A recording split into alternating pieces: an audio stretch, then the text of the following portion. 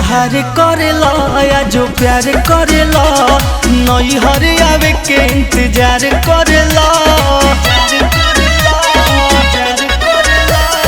हमारा संगे संगे इज्जत मरद के करेला दूर के मर्यादा कब आगे नहीं बढ़ेला।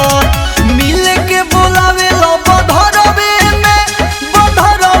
में तजिया जिया यार नई हरवे में तजिया जिया करे जा नई हरवे में।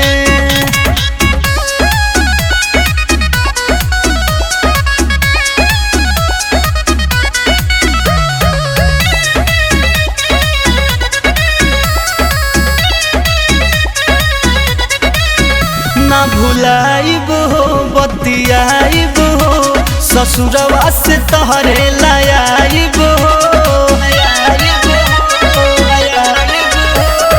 तहरा जैसन मजनू नीत से भागे से भेटाले गलत सलत सोचे में ना तनी को